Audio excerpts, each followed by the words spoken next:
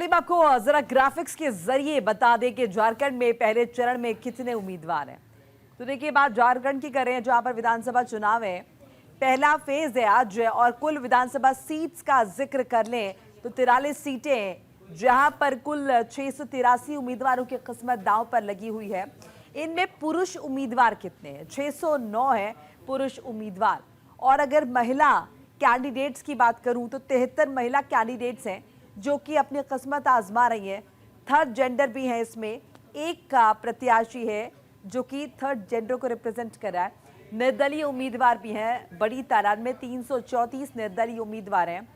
इसके अलावा अगर हम वोटर्स की बात करें तो 1,37,10,717 वोटर्स हैं, मतदाता है। अब इनमें पुरुष कितने हैं? तो पुरुष वोटर्स हैं इसमें 68,73,455। महिला मतदाताओं की संख्या का जिक्र कर लूं तो 68,36,959 महिला वोटर्स हैं। थर्ड जेंडर वोटर कितने हैं? 303 है थर्ड जेंडर वोटर जो कि अपनी महत्वता रखते हैं। करोड़पति उम्मीदवारों की अगर बात कर ले, उम्मीदवारों का तो जिक्र कर ही रहे हैं, लेकिन ऐसे उम्मीदवार जो करोड़पति हैं तो 235 इनकी संख्या है। दागी उम्मीदवार हर चुनाव में होते हैं, इसमें भी है। 174 ऐसे कैंडिडेट्स हैं, ऐसे प्रत्याशी हैं जिन पर मुकदमे दर्ज हैं, जिनकी छवि धूमिल है, साफ नहीं है, दागी उम्मीदवार हैं।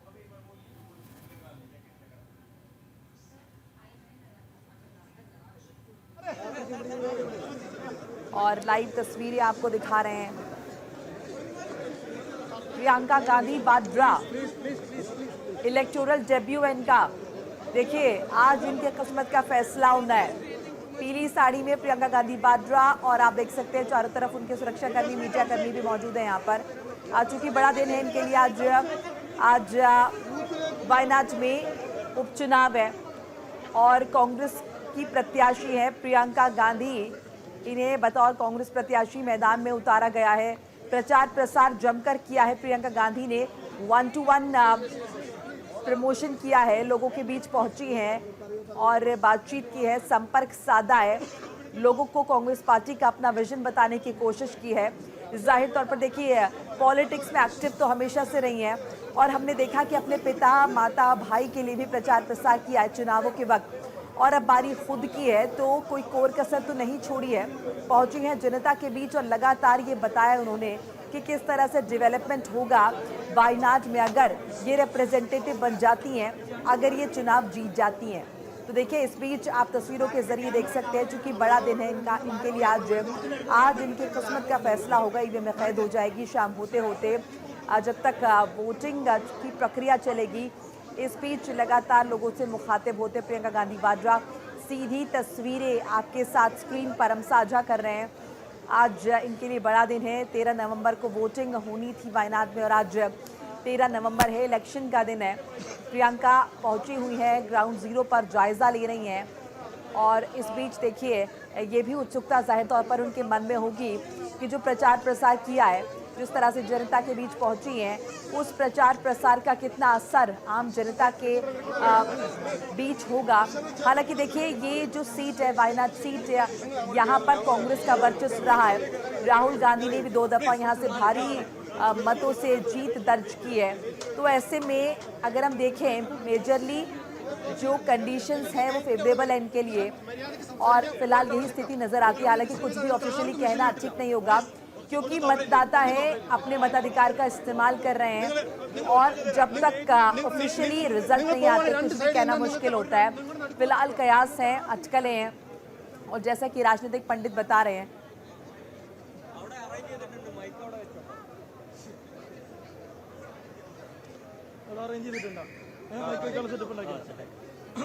तो देखिए प्रियंका गांधी वाड्रा को हम दिखा रहे थे और जिक्र वायनाड का कर रहे थे, लेकिन इस बीच ये भी बता दें कि आज एक और बड़ा इलेक्शन है, झारखंड का इलेक्शन है। 5 साल बाद झारखंड में विधानसभा चुनाव हो रहे हैं।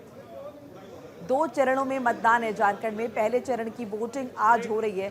पीयूष शुक्ला हमारे सहयोगी हमारे साथ जुड़ चुके हैं, पीयूष का रुख करेंगे। पीयूष, झारखंड के लिए बड़ा दिन, 5 साल बाद ये दिन आ रहा है और ये चुनाव अगर हम देखें तो चाहे हम बात कर ले भारतीय जनता पार्टी की, हम एनडीए गठबंधन की बात कर ले, या फिर हम दूसरी तरफ जेएमएम कांग्रेस गठबंधन की बात कर ले, दोनों के लिए ही काफी बड़ा दिन है। बिल्कुल सभी के लिए काफ़ी बड़ा दिन है, चूंकि 2019 के बाद ये 5 साल बाद ये मौका मिला है और कहीं ना कहीं भारतीय जनता पार्टी सत्ता परिवर्तन की राह देख रही है, तो वहीं पर जेजेएम और कांग्रेस अपनी गठबंधन की सरकार को वापस बनाने की जुगत में लगी हुई है। आपको बता दें आज पहले चरण की वोटिंग है और पहले चरण की वोटिंग में तकरीबन 15,344 मतदान केंद्र बनाए गए हैं और 200 से ज़्यादा अर्धसैनिक बलों की तैनातगी इन केंद्रों पे की गई है।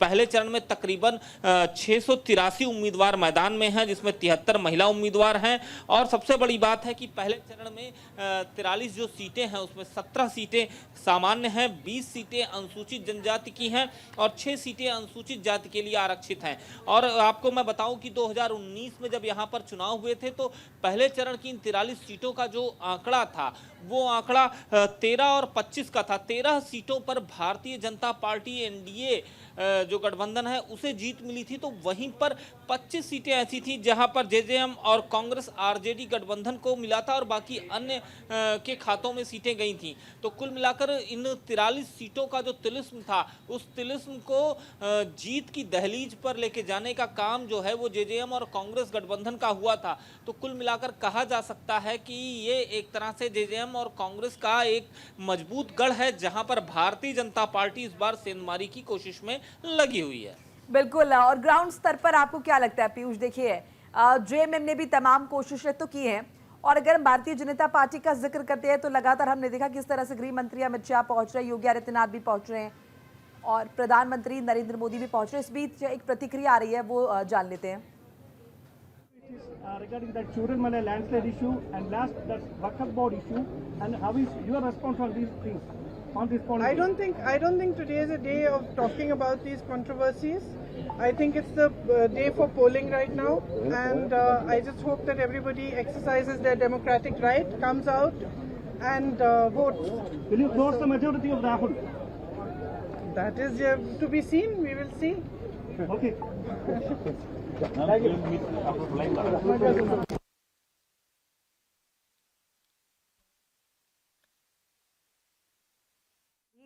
वाड्रा को आप सुन रहे थे, प्रियंका गांधी वाड्रा, जिनके लिए आज बड़ा दिन है। और इस बीच देखिए हमारे सहयोगी पीयूष शुक्ला भी लगातार हमें जानकारी हमारे साथ साझा कर रहे थे। अब पीयूष, चूंकि प्रियंका गांधी वाड्रा का बीच में संबोधन आ गया था, बहरहाल हम चूंकि झारखंड की बात कर रहे हैं तो हमने देखा कि तमाम मसलों को भारतीय जनता पार्टी के तमाम स्टार प्रचारकों ने उठाया और चंपई सोरेन के मसले को भी उठाया, यानी कि कहीं ना कहीं वो इमोशनल एंगल देने की भी कोशिश की गई, झारखंड की जनता को रिझाने की कोशिश की गई कि देखिए आदिवासी वर्ग से आते हैं और उनके साथ क्या सुलूक जेएमएम में हुआ है और ऐसे में अब इसीलिए बीजेपी का रुख किया, यानी कि कहीं ना कहीं बीजेपी एक ऑल्टरनेटिव है आपके पास। देखिए बिल्कुल एक तरह से इमोशनल कार्ड खेलने की कोशिश हुई है और आज जो ये मतदान हो रहा है 43 सीटों पर, इसमें चंपई सोरेन की भी सीट आती है सरायकेला और वहाँ पर भी मतदान हो रहा है और कहीं ना कहीं चंपई सोरेन के का भी जो भाग्य है उसका भी फैसला होगा। 2000 का चुनाव छोड़कर बाकी अन्य चुनाव को अगर देखा जाए तो उस सीट पर लगातार चंपई सोरेन ही चुनाव जीते हैं और कुल मिलाकर कहा भी जा रहा है कि इस बार भी चंपई सोरेन एक बड़ी मार्जिन से जीत वहां पर दर्ज करेंगे। लेकिन इसके साथ ही साथ चंपई सोरेन कितना नुकसान जेजेएम का करते हैं ये बड़ा सवाल है कि अगर जेजेएम का बड़ा नुकसान होता है, 5 से 6 सीटों पर नुकसान होता है जेजेएम का, तो निश्चित तौर पर भारतीय जनता पार्टी की स्थिति मजबूत होती नजर आएगी और वहीं पर कांग्रेस जेएम की स्थिति जो है वो कमजोर होती नजर आएगी। कितना इमोशनल कार्ड चल पाया है इस चुनाव में जेजेएम के खिलाफ भारतीय जनता पार्टी ने जो हथियार चलाया था, या फिर जेजेएम ने अपनी जो दलीलें थी उन दलीलों को से के जरिए जनता के दिल में वापस अपनी पैठ या अपनी जगह बनाई है। हालांकि तमाम ऐसी योजनाएं जरूर चलाई गई हैं जेजेएम की सरकार के द्वारा जिन योजनाओं ने सीधे तौर पर जनता के दिलों पे दस्तक दी है। अब सवाल ये है कि भारतीय जनता पार्टी की योजनाएं, उनकी कार्यशैली, उनके इमोशनल कार्ड कितना असर डालते हैं झारखंड के इस चुनाव पर। ठीक है पीयूष, एक और चीज़ मैं आपसे समझना चाहूँगी। देखिए पहले फेज की वोटिंग हो रही है, आज कुल 43 सीटें हैं, तो इन तमाम सीटों पर अगर हम वर्चस्व देखें तो आपको किस गठबंधन का वर्चस्व ज्यादा नजर आता है, यानी कि दूसरे गठबंधन को कितनी ज्यादा मेहनत करने की जो है जरूरत यहाँ पर नजर आती है? हालांकि देखिए मेहनत अब करने की तो अब स्कोप बचा नहीं है, अब तो बारी है जनता की, लेकिन फिर भी किसकी साख दांव पर है? देखिए यहाँ पर साख दांव की बात कही जाए तो जेजेएम कांग्रेस गठबंधन को अपना ये गढ़ बचाना है, क्योंकि 25 सीटें 2019 में उसने जीती थी, 13 सीटें भारतीय जनता पार्टी एनडीए के पास थी। तो कुल मिलाकर जो बैक फुट पर है वो भारतीय जनता पार्टी एनडीए है अभी तक के आंकड़ों में, और आंकड़ों में फ्रंट फुट पर जो खेल रहा है वो जेजेएम कांग्रेस गठबंधन है। अब सवाल यहाँ पर यह है कि जेजेएम कांग्रेस गठबंधन को चूंकि 5 साल की एंटी इनकम्बेंसी भी है, दूसरा चंपई सोरेन की नाराजगी है, इमोशनल कार्ड है, ये तमाम ऐसे पॉइंट हैं जिन पॉइंटों से उसे लड़ना है और लड़के अपने आप को साबित करना है, अपना एक किला बचाना है। वहीं भारतीय जनता पार्टी के पास 13 सीटें थीं 2019 में, 13 से जो भी आंकड़ा बढ़ेगा वो कहीं ना कहीं नुकसान जेजेएम कांग्रेस का ही होगा। चलिए शुक्रिया पीयूष शुक्ला। देखना होगा जेएमएम को कितना नुकसान होता है, कितनी बड़ी चुनौती झारखंड मुक्ति मोर्चा के लिए होती है और कितना फायदा भारतीय जनता पार्टी एनडीए गठबंधन उठा पाता है, क्योंकि तमाम कोशिश तो कर ली गई है, तमाम दांवपेच भी खेले जा रहे। पीयूष शुक्ला हमारे साथ जुड़े थे, हमारे सहयोगी। बहरहाल आगे दूसरे सहयोगियों का रुख कर लेंगे। प्रदीप नामदेव हमारे साथ रायपुर से जुड़े हुए, एक बार प्रदीप का रुख कर लेते हैं। प्रदीप, फिलहाल क्या स्थिति? 7 बजे से वोटिंग की प्रक्रिया शुरू हो चुकी है और 9 से ज्यादा बज चुके हैं। फिलहाल क्या कुछ देख पा रहे हैं और क्या कुछ जानकारी आपके पास? जी बिल्कुल, देखिए रायपुर विधानसभा उपचुनाव के लिए जो है सुबह 7 बजे से ही वोटिंग शुरू हो गई और बढ़ चढ़कर लोग है हिस्सा ले रहे हैं। इसके लिए जो है निर्वाचन आयोग के द्वारा भी एक सुनहरा ऑफर दिया गया है। होटलों में जो यहाँ का मिस्टर होटल है, मंडी होटल है, तमाम ऐसे हाई लाइफ होटल है, बड़े होटल है, उनको मतदाताओं को होटलों में छूट दी जाएगी। जो मतलब मतदान करेगा उनको होटलों में छूट दी जाएगी। अच्छी पहल निकाली है निर्वाचन आयोग ने और इसके तहत जो है लोग बढ़ चढ़कर हिस्सा ले रहे हैं। सुबह से ही जो है लंबी कतारें लगी हुई हैं और लोग लगातार वोट डालते हुए नजर आ रहे हैं। पहले जलपान, पहले वोट, मतदान, फिर जलपान का जो नारा है कहीं ना कहीं कारगर जो है नजर आता हुआ आ रहा है। और देखिए कुछ ही देर में जो है रायपुर दक्षिण के भाजपा के प्रत्याशी हैं सुनील सोनी, वो भी वोट डालेंगे और थोड़ी देर बाद जो है आकाश शर्मा भी वोट डालेंगे।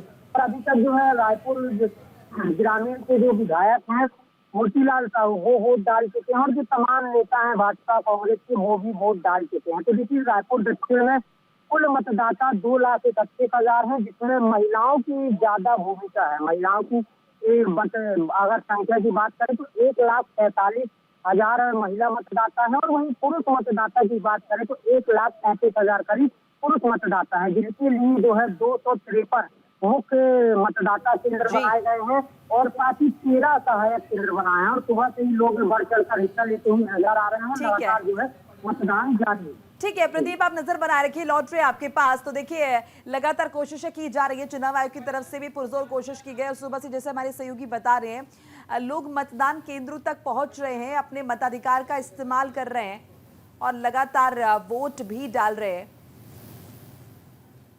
वोटिंग प्रक्रिया में बढ़ चढ़कर हिस्सा ले रहे हैं। तो कुछ तस्वीरें भी आपके साथ लगातार साझा कर रहे हैं। अपने मताधिकार का इस्तेमाल करने के लिए जो तमाम लोग हैं वो मतदान केंद्रों का रुख कर रहे हैं, पहुंच रहे हैं, यहाँ पर वोट दे रहे हैं। देखिए जहां झारखंड में विधानसभा चुनाव है, 5 साल बाद ये मौका आया है।